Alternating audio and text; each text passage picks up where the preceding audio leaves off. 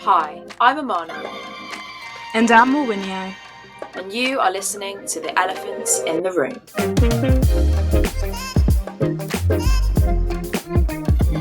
Hello everyone, and welcome to our first ever episode of The Elephants in the Room. The Elephants in the Room is a brand new podcast hosted by school friends Mourinho, that's me, and me, Amana, in which we react to cultural moments with frank opinions, constructive conversations, and a lot of laughs. Basically, we want to address the elephants in the room and have the conversations that we might sometimes find uncomfortable to talk about with our friends and family.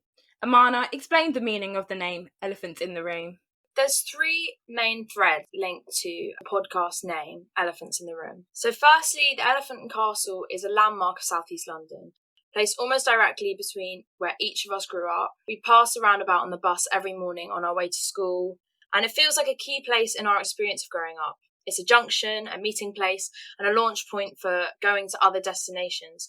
For us, it represents kind of the best bits about London, the mixing of cultures and people, all from different places and heading in different directions. Secondly, Elephant and Castle Shopping Centre recently shut its doors in October 2020, so this year, following a decision for it to be demolished and redeveloped, in the words of Southwark Council, as part of a £3 billion generation scheme to create 1,000 flats and a new campus for the university in Elephant and Castle. This represented a really sad moment for me and Mourinho, because it's a real reminder of gentrification and the reality of the effects of this on people's lives, as people who own stores and shops in Elephant Castle had to be pushed out. And finally, Elephants in the Room also obviously has like a colloquial meaning, which we have chosen because we feel that hopefully our podcast will address difficult topics that aren't necessarily always easy to talk about. And me and Mourinho like having these kind of controversial topic conversations. So we just thought we'd bring a bit of that into the public, really. More of that later when we discuss the topic this episode of gentrification. But first thing first, how have you been doing, Amana? How's your week been? I'm doing okay this week. It's been quite intense because I've got loads of applications to do and like uni work has been getting on top of me. But I'm excited. It's my birthday tomorrow, so I'm excited for that. And I'm feeling like I've had quite a productive couple days, so I'm thinking that I can probably take a couple of days off for my birthday, which would be nice. Also, I've been really excited about doing this podcast, so how have you been doing? I think the same as you. It's just been an up and down. I think doing job applications, doing this podcast, which is really, really fun, probably like the highlight of my week. So it's just been an up and down week. New shows on Netflix. Gotta love when Netflix uploads new shows. So it's been up and down, but I'm really excited to dive into this topic that we are going to discuss today. But before we do that, we are going to talk about food. Yes. Me and Mourinho have a bit of a soft spot for food. So each episode, we're going to be starting off by giving you a rundown of our dishes of the week. What is your dish of the week this week, Mourinho? My dish of the week this week is actually, this is going to be every podcast, they're going to hear me say the same thing, but it's a burger. So I recently went to Brixton and they have the little burger restaurant shack called Black Bear, and I had a brisket burger. The thing about this is that we don't have a lot of briskets done in England. It's mainly big in America, and brisket is just the softest piece of beef you'll ever taste in your life. It comes from around the top part of the cow, and so to have brisket in a burger and then to have the burger, it was just beautiful. Honestly, I say this and I say this again and again, I have never tasted beef as soft as I have when I went to Black Bear Brixton. Everyone should shop, everyone should eat there. It's just one of the best restaurants I've been to. Literally, do you know, everyone's always like, support your local businesses, and I've been like, yeah, but this time I'm really supporting my local business. I plugged them on my Instagram. Everyone I know and everyone I talk to, I say, listen, if you really want an experience, if you really want a culinary masterpiece going off in your mouth, eat at Black Bear. So that was my burger of the week. A burger of the week, dish of the week. Amana, what was your dish? So my dish this week was actually a bit of a weird one. I decided to make pasta, vegan pasta, using, well, the pasta itself wasn't vegan, but the sauce was basically cashews, kale, peas, and garlic all sort of blended together, and then you have it with like cheese and stuff. It's super green, and so it was kind of looked a bit freaky, but it was actually so tasty, and the cashew nuts made it really, really creamy. So yeah, I would recommend trying it. It's a super easy recipe, and you just blend it all in the blender and then add it to the pasta, and then you can have it with loads of different things. You could like put some courgettes in there, or you could put some green beans or some broccoli, or you could make it have a bit more colour, add some tomatoes or something like that. But honestly, so tasty. I would really recommend. I feel like every week they're going to have one meat dish from me and then one vegan or vegetarian dish from me. Hopefully, as it goes on, we'll start swapping. I'm trying, yeah, well, exactly. You can get on my vegetarian wave. I'm trying at the moment to eat less meat, so it's just like looking at these new recipes, like trying a bit more, just making something. It's definitely giving me some inspiration each week. But right now, I just love meat so much. But I am trying to reduce my intake. Next up, we have our episode Conspiracy Theory. And so what we realised when we were doing this podcast is that all of us are prone to falling into the trap of conspiracy theories. Whether that be 5G networks or whether that be election rigging, we're all prone to spending hours into the night investigating whether or not something is true. We'll join forums like Reddit or Facebook, and we will just discuss and go crazy with these conspiracy theories. But what we wanted to do was to tackle conspiracy theories each episode, just so that we can break down some of the misinformation out there and actually see if there's any reality or a sliver of truth to what might be said. Amana, what conspiracy theory do you have for us this week? This week's conspiracy theory ties really well into our theme of gentrification. And like you said, sometimes maybe there's a sliver of truth in some of the conspiracy theories we read. I always think that conspiracy theories come from something that's true, that's maybe been blown out of proportion, or suspicions that people have had. But those suspicions are usually founded in some sort of sense of truth or some injustice that already exists. So that, I think, is definitely appropriate for this week's conspiracy theory, which is The Plan. It takes place in Washington, D.C., and it's a conspiracy theory which suggests that since the enactment of the District of Columbia Home Rule Act in 1973, white people have had a plan to take back the black majority city and the offices of the local government. So obviously Washington DC is where the president lives. It's a big sort of political hotspot. It's the HQ of America. Exactly, it's a political hotspot. It's kind of the centre of American government and potentially global politics. And so this claim is obviously a massive one, but it suggests that there's been a calculated use of gentrification and urban renewal by authorities, by wealthier white people in America, to basically push black people out and to basically socially cleanse it, which is a theme that will come up later when we're talking about gentrification. Partly what supports this theory is the fact that the French architect who designed it, many have seen, he's called Pierre-Charles L'Enfant. Oh, that's really French. No, I'm just kidding. But lots of theories about this, because it's been suggested that Washington DC was actually designed and built to intimidate foreign leaders, and so in its very architecture it's supposed to be a kind of foreboding place. It's not necessarily that welcoming. So this, along with the gentrification that's gone on in Washington DC, has been used as evidence for this idea that it's become a place which is hostile towards black people. What do you think about this conspiracy theory? Out of 10, I would say I believe this conspiracy theory to an 8. I think it's not hard to believe that white people are trying to push black people out of spaces. So it doesn't take that much information to believe that. I would say also, when I was reading Michelle Obama's book, Becoming, she talks about the issue of a white flight and about how during the time when she was growing up, there was this whole push and this whole exodus of white people leaving the inner city and moving to the suburbs. And I think there has been targeted acts of gentrification, especially in America. When I was living there, you could see how things were being developed in terms of housing prices being increased or stadiums being built closer in. And what that does is that it drives up the housing prices, it drives up the housing market. So people who live in these areas can't afford to live there. And when I did go to DC, it is intimidating in terms of it does have that Greco-Roman architectural theme in terms of the Supreme Court is very intimidating, all its monuments. It does give off a sense of intimidation and exclusivity. So I definitely believe that. Okay, not definitely believe. I do think at the root of it, it's money more so than social cleansing. But I think money indirectly and most time directly leads to social cleansing. So yeah. Yeah, I think that's true.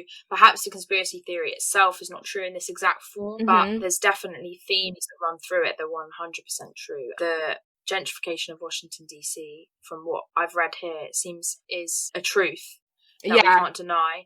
So, and like you said, often the casualties of gentrification and the casualties of richer, more privileged people doing what they want is going to be people who are in a less privileged position being pushed out, which perhaps in this case is Black residents. Yeah, that's a really, really interesting conspiracy theory.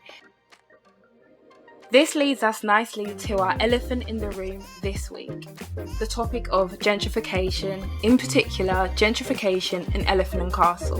The term gentrification was actually originally coined by British sociologist Ruth Glass, and it describes the transformation of working class London neighbourhoods, typically populated by people of colour, and its transformation into middle class and upper class neighbourhoods. However, colloquially and among everyone we know, gentrification has come to mean a process in which neighbourhood gains wealth and sees its population become more affluent, white and younger, typically by coffee shops and yoga studios. So what we've seen in Elephant and Castle is that Elephant and Castle, which was once infamous for its roundabout, its bustling shopping centre, and having so many stores from the Latin American community, the African community, a real cultural hub in London, has been transformed and has been demolished in the process of gentrification during this pandemic. And what has taken place is that there has been a closure of the Elephant and Castle Mall, which was one of the first indoor malls in Europe. And it has meant that thousands and hundreds of stores that work there have been displaced, as well as communities. Now, the gentrification of Elephant Castle has been happening for years, and it first started with Haygate Estate. Aman, I don't know if you want to talk about and jump in about Haygate. So Haygate Estate is very near to Elephant. It's in around the Walworth Road kind of area. And it was demolished between 2011 and 2014. The Haygate Estate was a social housing estate which housed almost 3,000 people, 3,000 homes. When the Southwark Council decided that they wanted to use the land, they then explained to the residents that they would get to move out into a really nice new block of houses. They were promised amazing new homes. And then what actually transpired between the years of 2011 and 2014 was that the demolition of the Haygate Estate started. People were pushed out of their homes, so actually without these plans having actually come to fruition. It meant that thousands of people lost their homes without actually being able to move into anywhere nearby. And the new block, which was going to be built, was actually only going to have 82 council flats in it. Basically, like, these people were completely shafted, and it was a very explicit example of the council being quite greedy and just the reality of areas pushing families and communities that have been built up over years out of the area. And actually, the Haygate Estate was obviously, I mean, you could argue that the architect would be in favour of the estate that he designed, but the architect who designed it actually said that there was no reason for it to be knocked down. And actually, if it had been maintained properly, it wouldn't have needed to be knocked down. And so it was quite clearly, and also in the fact that the knocking down of it and the pushing and the removal of all of its residents, costing more than the site could actually be sold for, shows that this wasn't just a business deal which was for the benefit of the residents or because the building was falling down, but actually perhaps an act of like social cleansing and moving and changing the area to make it kind of more, in inverted commas, up and coming. Yeah, when I think about what happened in Haygate, I feel so much anger, so much pain, so much upset. Before I moved, I used to live opposite Haygate in another estate. And my best friends and my close friends lived in Haygate because our school was around the corner from there. And so what we saw is that we were being told, or my friends and people surrounding me were being told to leave for reasons that when I was young, I didn't really understand. It seems like, okay, well, they say they're going to have us to a better house and they're going to put us somewhere else. But what you really truly see now that I'm older is that you're told you're not wanted somewhere because you don't have either the funds or you're not the type of people they want in that area. And I think what happens with gentrification and the result is it is a breaking down of community, and that so many of my friends, none of my friends really live near me anymore. All of them they got moved to other areas, and these weren't better areas. Most of my friends got moved to Peckham or areas like that still had crime issues, especially 10 years ago. And so these weren't luxury areas that they were promised. What happens is that they move to areas again which have high crime rates or have problems in that community. And then what's happening with Peckham now again is gentrification. And then you just consistently see that people of colour, people who are not middle and upper class, are being moved about at the whim of local councils, at the whim of property developers. And so when I think about Elephant, because it started in Haygate and now we're really seeing the kind of fruition of it with the knocking down of Elephant Castle, my heart genuinely breaks. And they say that they're doing this, and your council, because this can only come through by the council, do you know what I mean? Like, they have to approve this. But even in the Elephant One, like the lipstick building that's been built in Elephant, that has no social housing in any of that building. Elephant One properties, the price of rent starts from £2,000. Social rent in Elephant and Castle, the average price you pay, and this is for a 4-bedroom house, is £600. And yet we've got 1-bedroom flats going for £2,300. It's definitely a push for people who can't afford to live there to move out. I just find this topic so upsetting. And I think a question I'd ask you, Amana, is like, do you think gentrification can ever be good? No.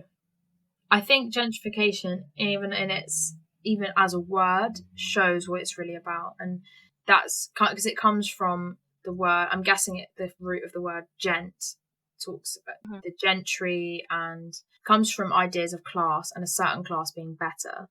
And I think fundamentally, so from the outset, that is an unhealthy and destructive idea to be inflicting on local communities. I think that the problem with gentrification is it's actually not got the best interests of the people who are living there at heart, and it fundamentally reinforces an idea that some people deserve more because perhaps they went to a different school, or they came from a different family, or their skin is a different colour. And I just think it's disgusting. Like when I was reading about it for this podcast, I literally felt so depressed. I was literally sitting there like, this is just, when you just don't even know where to start, because I can't believe that this is an area that I have called home. This is a council who are meant to be looking out for people who are living in its area. And it's just, I can't even comprehend it. I think that something that really shocked me, a stat that I read when I was researching, was that actually the Haygate estate, which is the estate we spoke about earlier on Walworth Road, has had a total of 76 films being filmed on that estate. And music videos like Hung Up by Madonna and Love Don't Let Me Go by David Guetta have been filmed on that estate because of its brutalist architecture and because of the way that it kind of looks run down and perhaps edgy, or however you want to describe it. But that, I feel, is a very good example of how culture and communities are really used for certain aspects, and sometimes not even for the good aspects. For in the example of Haygate Estate, it's being used because it looks really run down, and perhaps it makes Madonna's music video look kind of edgy or whatever it is.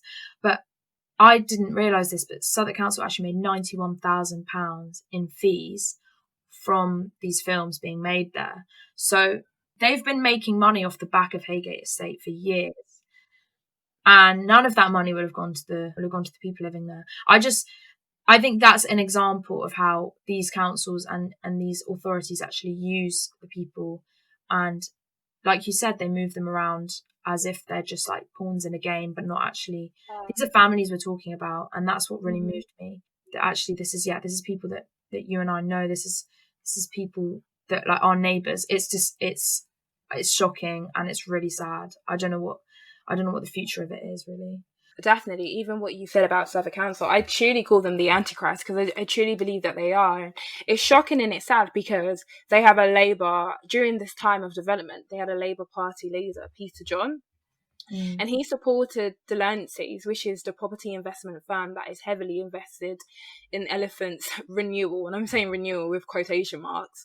And what you realise that when you dig further and you go deeper into this whole process of what's happening in the elephant, that there's so many major players involved and so many people. And I found that behind Delancey's, there are a number of big money backers, and this includes the ruling family of Qatar, the Dutch pension fund manager, Oxford Properties, which is a real estate company of the Canadian Pension Fund, and another property investment in Panama. What happens, and this is supported again by, it has to go through Southwark Council before it can go through anyone else. So it's supported by Southwark Council, with the local government, the mayor and the Great London Assembly. Key business partners such as the University of Arts, the London College of Communication, and other partners are included in this. And so what you're seeing is that, and it's so sad because you see there were so many protests held against what was about to take place in Highgate. But when there's so many people and huge people with crazy amount of money, you've got the ruling family of Qatar back in this. It's like, what more could have been done to stop what was happening? And so while some people have called it a social cleansing, I completely agree that it's a social cleansing, because Elephant and Castle has one of the highest amount of Latin American communities in London. And so many people from Colombia, from Ecuador, from the DR, literally that's their home, as well as people from other ethnicities. And as well as this being a social cleansing, because they are removing them from there and telling them to move further out, it's also a tax avoidance for a lot of these people, because with the scheme that Delancey has set up, with a build to rent, it allows them to avoid tax in terms of long-term investments, because it seems to be supporting the community in what they're doing, when truly it's not supporting the community in what they're doing. They get 35 million in rental income alone from London flats, and this is only set to increase. We found out that again, that only Southwark Council has a policy that only 35% of new builds should have affordable housing. But Delancey was able to avoid this by paying up to £1 million. And so in its new developments taking place in Elephant and Castle, there is no social housing available for the people that live in that community. It's just terrible. Think, like you said, there was big protests. To give a bit more context for people, the Elephant and Castle shopping centre, there was loads of Latin stores and stalls, as well as the African stores you were talking about as well. For a lot of these Latin American people, this would be like a hub that they would come to, which I think had become a home for a lot of them. And in a sec, I'll ask you about because you live so near Elephant and Castle, so I'm sure you have like personal experiences with these people as well. But I think after the protests against the development of Elephant and Castle have taken place, they've actually increased the amount of social housing that's going to be there. It's still not enough, but it's a little bit more. But something else I read was that there's around 80 shops in Elephant and Castle shopping centre, and only 40 of them have actually been relocated. And even the relocation isn't ideal because they're moving somewhere far away. This community has been completely broken up. And it's the same with like when people try and get, say, a family's living in London, they get relocated to Kent. If the kids are going to school in London, how is that going to help? So it's the same kind of thing. It's basically just a disregard for the fact that these people actually have lives and kids and families and livelihoods. And so there has been some change as a result of the protests, which is great, but it's not enough. It's not enough at all. Have you had personal experiences of people talking to you about this in Elephant? Like, what's the feelings been? So I walk past Elephant like literally most days. It's only 2 minutes from my house, and so at first I didn't know where they had been relocated. People that were working inside the indoor mall, I didn't know where they had been relocated. Then I saw a post on Instagram of all places, and found out through someone actually speaking out in anger that they'd been moved to the Elephant Arcade, which I didn't even know existed in Elephant. There was an Elephant and Castle arcade. So I went in, and literally there is nothing that will show you that these people have been relocated to where they are now for you to come and find them. It's in a very obscure location in which there's no kind of indication that says we are here, we are a shop. So I went inside to ask some of them how it's going, and they said it's not going good. For some of them, there is a benefit that they have a shop, but the rent is around £800 a month, and that's only for this transition period. It's set to increase because obviously with gentrification, with more affluent people moving into the neighbourhood, they can start charging higher prices, and so the rent is set to increase after 3 months. And a lot of them don't think they're going to be able to make it. So there's some that is in Elephant Arcade, and there's some is in the new Elephant Park, which is near the new build of the Sainsbury's. So again, I was asking another man, because he makes this amazing popcorn and candy floss. So I was asking him, how's it been? Do you prefer it? And he said, no, like, business isn't good. And they try to remain hopeful. They try to say, I hope it will get better. And truly, I do hope it will get better for them and that more people will come in. But what I truly see happening is that when they increase the rent after the 3 months, a lot of them aren't going to be able to meet the needs, because especially when your target market, your demographic has been moved, when all the Latin Americans and all the Africans or all the Black and Caribbean people who shop there have now been moved because of gentrification and can't shop there anymore. Your clientele is not the same, and so the amount of profit you have is definitely not the same. So I don't think, what I'm praying doesn't happen, but what I see happening is that a lot of them aren't going to be able to make rent. They're going to be evicted. And what's going to happen is that you're going to have different stores. We're going to have smoothie bars, or I don't know, like a yoga bar, or just different stores that is going to be attractive to the new clientele there, and they will be able to sell their things. And the elephant culture or hotspot that everyone seems to love until they don't want it anymore is going to be gone.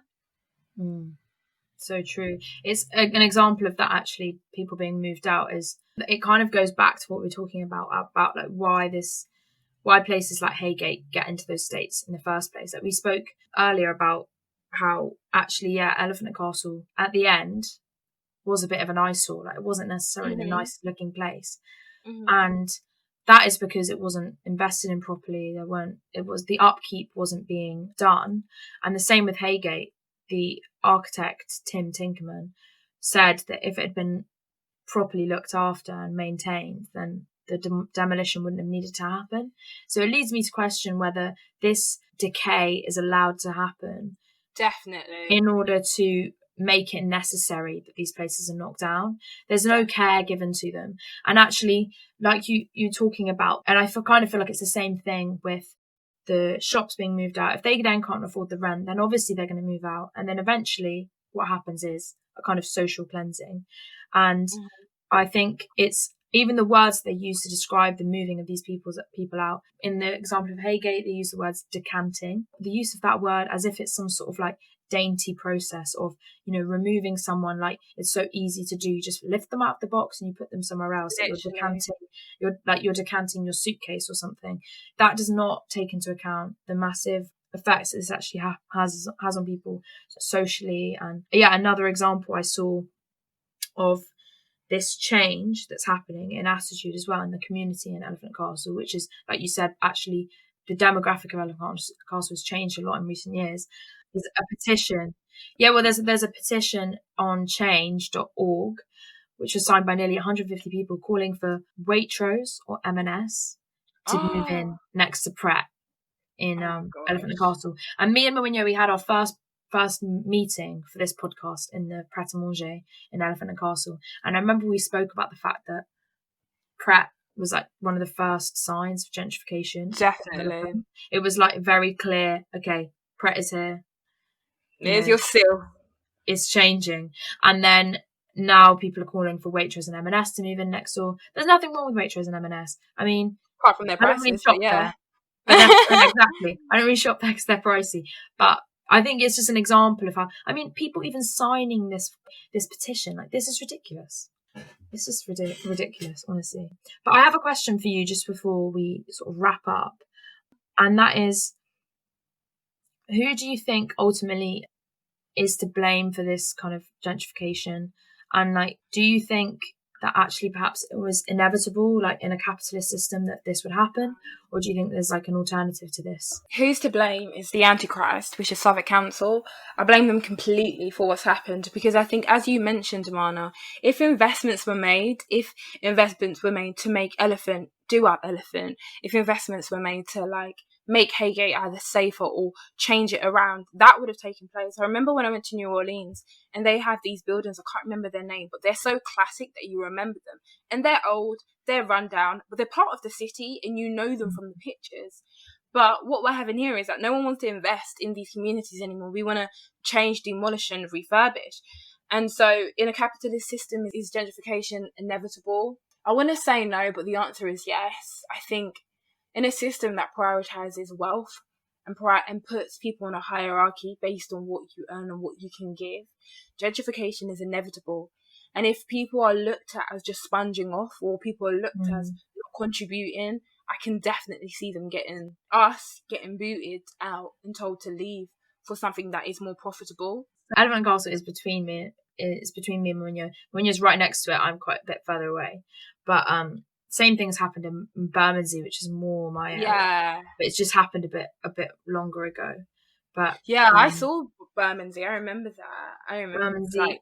I think it's like in some ways you can see the argument that things are being developed, like better transport links in like London Bridge, and there's galleries and stuff, and like that's cool. But actually communities have been broken apart by it, and it's really sad. And especially when you've grown up somewhere and you've seen it change. Yeah, and I think it's a bit about belonging. Like, I don't feel when I walk down Elephant and I walk down Walworth Road, I don't feel like this is my area anymore. I feel like it's been stripped away and revamped. And I think the horrible thing when you talk about gentrification is people's like, so what, you wanted it to stay bad? You wanted it to stay ugly? No, I really wanted Elephant to get a new paint job. I genuinely wanted that. I want it to look better. I want it to look gorgeous. Yeah. Exactly. At the end of each discussion, we're going to try and do 2 wishes and a star. So that's like thinking about 2 things that we'd love to see changed, and then 1 thing that we actually think is positive about the situation, if we can find any positives. But there's always a positive. I believe in that. Do you want to start us off, Mourinho? What do you feel would be your 2 wishes and a star for this topic? My 2 wishes would be that it didn't happen. Truly, my 2 wishes was that this property investment agency didn't get involved, and Southwark Council just decided to refurbish Elephant just for refurbishment purposes. That would be my wish. My second wish would be that, I don't know, even making this wish just seems so hyperbolic, because I don't even think it's possible.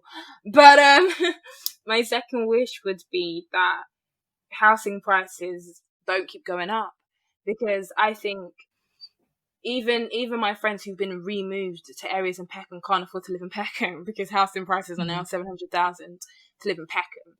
And so the more and more I talk to people, the more people are telling me they're going to live in Kent, they're going to move to Manchester, they're going to move here. And it's just a displacement of people. So that's one of my wishes, that I guess housing prices don't go up. But hey, that's impossible in this world. And 1 positive, I really can't think of any. I really can't. I think the only positive would be from the people that benefits from this, and that's the council and these investment people. That's the positive for them, that they have more money and they're able to tear apart people. That's the only positive I can give for them, because I truly don't see any positive to gentrification in my area. Yeah. No, I don't think there is any positives to gentrification. I think 2 wishes would be, 1 would be that people actually engage with this issue and think about people who are moving in, these people that we've spoken about who are moving into these areas, who are possibly part of the gentrification themselves, who are benefiting from it, that they would actually have some sense of responsibility to understand what they're moving into and understand the cultures and communities that they are becoming part of. Because it shouldn't be that people are moving in and other people are moving out. It should be that people are joining an existing community. And so then that would link to my second one, that I think that, I would love to see better understanding and respect for these communities at the level of like Southwark Council. I think a few individuals, I know that, like you said, there's big players in this game and it's daunting and scary, but I also believe that there's potential for change if the right people are in the right place, and it would be amazing if in government and in council, at the council level, there was just compassion. So that would be like one of the things I'd love to see. And a good thing, this is hard, but I think that something that came out of this situation with Elephant and Castle was a real recognition of what multicultural community can look like when it works. And I think the Elephant was a really great example of that. And that was why it was actually used in the Stephen Lawrence case as the location for the inquiry into his death, because it was an example of somewhere which was a diverse community, and it was a place where it was a meeting place for all sorts of people. And hopefully through this publicity, like, there's been some sort of recognition for the fact that those places are important in a society. And the outcry at its demolition is, I think shows that. But yeah, generally this situation does fill me with a lot of sadness, and I hope that even just having this conversation will sort of maybe make people think slightly differently when they're moving into London, to the house in Clapham, or wherever they're going. Literally. What would you recommend as a book, an article, or a song for this topic, Mana? So something I found really interesting when I was looking into Elephant and Castle and the Haygate estate was the Design Institute, which is an organisation. They advise the government on issues of like architecture and design, and they have actually written 2 articles. They've written more than that, but the 2 that are relevant to this, they've written about Haygate Estate, and they've also written about Elephant and Castle Shopping Centre, and they've written about how these places are actually architectural masterpieces as well, which I think is a really interesting look on it, looking at how they are valuable pieces of architecture, whether they are the most pretty things you've ever seen or not. And they actually urge the government, or they urge the council, to withhold from the demolition, because they felt that actually these buildings should be protected. They were obviously ignored, but their articles, I think, pay homage to the amazing spaces that these places were. And that is also an encouragement to me that there are people who appreciate those kind of aesthetic things as well about both buildings. So yeah, that would be my recommendation. So if you just look up the Design Institute on Google, you should be able to find the articles on that, and we can put the links in the show notes as well. What about you? I would recommend the book, The Urban Crisis, which really goes into detail about gentrification in urban neighbourhoods. And then I would also recommend the articles I read in Corporate News. They give a better background into who Delancey is, who's invested in the Elephant and Castle renewal programme, and just a really, really deeper insight into all the major players.